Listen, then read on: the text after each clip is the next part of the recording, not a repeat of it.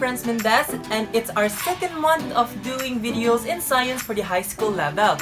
For this month, we are assigned another lesson, and it's all about plant cell and animal cell. We all know that cell is the basic unit of life.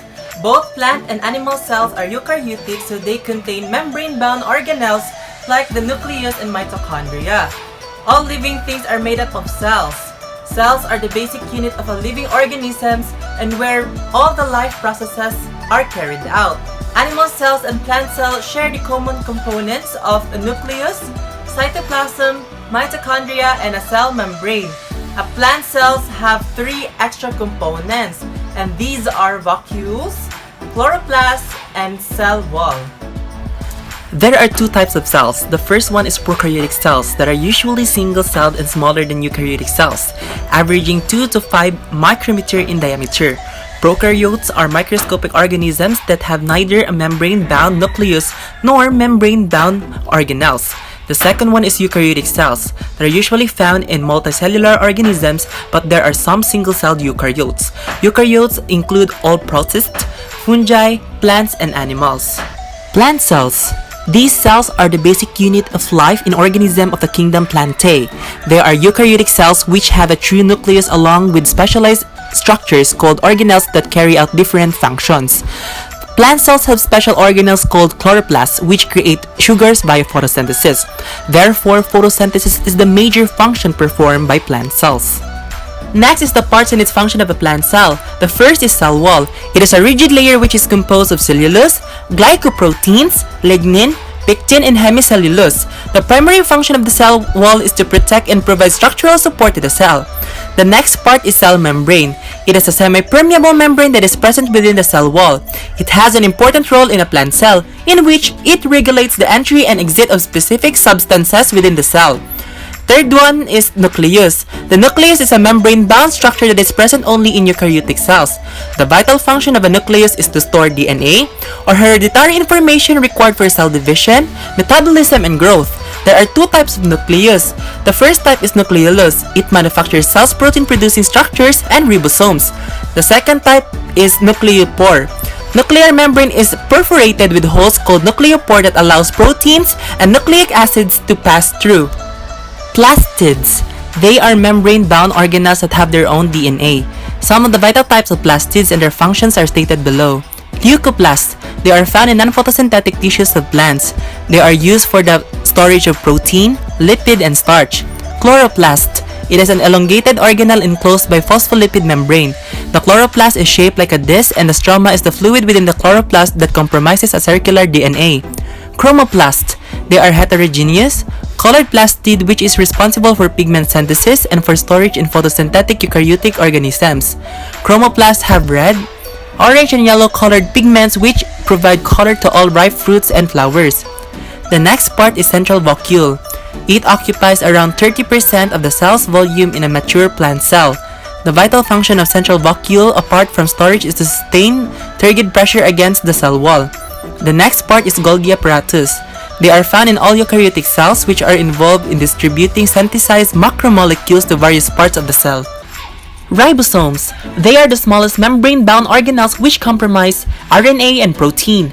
They are the sites for protein synthesis, hence also referred to as the protein factories of the cell.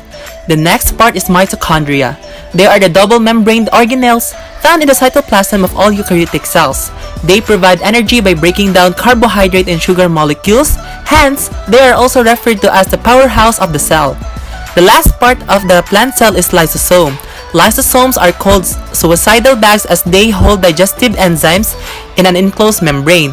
They perform the function of cellular waste disposal by digesting worn-out organelles, food particles, and foreign bodies in the cell. There are numerous types of plant cell. The first one is Collenchyma cells. They are hard or rigid cells which play a primary role in providing support to the plants when there is restraining growth in the plant due to lack of hardening agent in primary walls. The second type is Sclerenchyma cells. These cells are more rigid compared to Collenchyma cells, and this is because of the presence of a hardening agent. These cells are usually found in all plant roots and mainly involved in providing support to the plants. The third type is Parenchyma cells. Parenchyma cells plays a significant role in all plants. They are the living cells of plants which are involved in the production of leaves. They are also involved in the exchange of gases, production of food, storage of organic products, and cell metabolism. The fourth type is xylem cells. Xylem cells are the transport cells in vascular plants. They help in the transport of water and minerals from the roots to the leaves and other parts of the plants. The last plant cell type is phloem cells. Phloem cells are other transport cells in vascular plants. They transport food prepared by the leaves to different parts of the plants. Animal cells. Animal cells are the basic unit of life in organisms of the kingdom Animalia. They are eukaryotic cells, meaning that they have a true nucleus and specialized structures called organelles that carry out different functions. Animals are all multicellular, meaning multiple cells work together to form the whole organism. In complex organisms, such as humans, these cells can be highly specialized to perform different functions. As such, they often look and function very differently from one another even though they are all human cells. There are a lot of different animal cells that each carry out specialized functions. Therefore, not every animal cell has all types of organelles, but in general, animal cells do contain most, if not all, of the following organelles. Additionally, some organelles will be highly abundant in certain cells and not others. Next is the parts and its function of an animal cell. First, we have nucleus. It contains all the genetic material in a cell. The nucleus regulates which genes are turned on in the cell and at what time. Next part is ribosomes. These are organelles found in both prokaryotic and eukaryotic cells. They are like mini machines that synthesize all the proteins in the cell. In any single animal cell, there can be many as 1 million ribosome. It forms the manufacturing department of the cell. Next is endoplasmic reticulum, a network of flattened, membrane-bound sacs that are involved in the production, processing, and transport of proteins that have been synthesized by ribosomes. It is like an assembly line of the cell, where the products produced by the ribosomes are processed and assembled. Next is the Golgi Apparatus. It is also called as Golgi complex or Golgi body. Receives protein from the ER and folds, sorts, and packages these proteins into vesicles.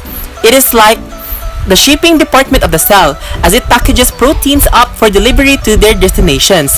Like the ER, the Golgi apparatus also consists of a series of membrane-bound sacs.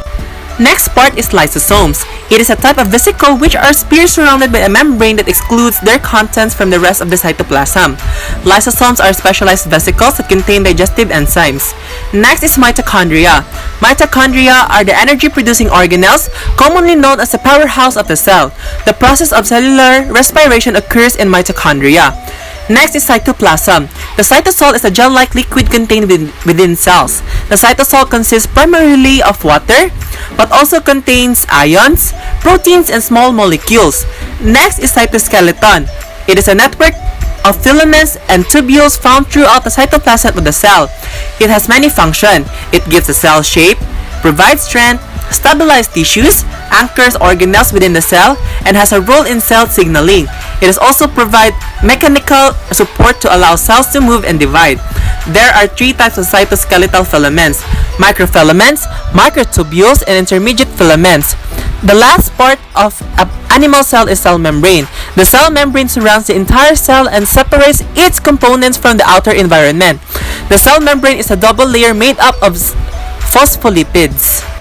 There are 5 types of animal cell. The first type is skin cells. Skin cells of animals mostly consist of keratinocytes and melanocytes. Cyte meaning cell. Keratinocytes make up around 90% of all skin cells and produce a protein called keratin. The keratin in skin cells helps to make skin an effective layer of protection for the body. Keratin also makes hair and nails. The second animal cell type is muscle cells. Myocytes, muscle fiber or muscle cells are long tubular cells responsible for moving an organism's limbs and organs. Muscle cells can be either skeletal muscle cells, cardiac muscle cells, and smooth muscle cells. The third animal cell type is blood cells. It can be split into red and white blood cells. Red blood cells are the only animal cells that do not have a nucleus. White blood cells are the vital part of an animal's immune system and help to battle infection by killing off damaging bacteria and other compounds. The fourth type of animal cell is fat cells. Fat cells, also known as adipocytes or lipocytes, are used to store fats and other lipids as energy reserves. There are two common types of fat cells in animals: white fat cells and brown fat cells. White fat cells have one large lipid drop, whereas in brown fat cells, there are multiple smaller lipid droplets spread through the cell. The last type of animal cell is nerve cells. Nerve cells, also called neurons, are the main cells of the nervous system. They are the message carriers of animal cells and deliver and receive signals using dendrites and axons. For this lesson, we have 8 key points to remember. First, both animals and plant cells have mitochondria, but only plant cells have chloroplasts. Second, plants don't get their sugar from eating food, so they need to make sugar from sunlight. This process is what we call photosynthesis that takes place in the chloroplast.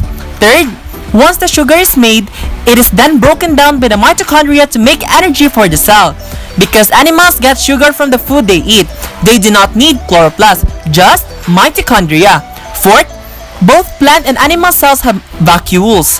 Fifth, a plant cell contains a large, singular vacuole that is used for storage and maintaining the shape of the cell. Fifth, a plant cell contains a large, singular vacuole that is used for storage and maintaining the shape of the cell.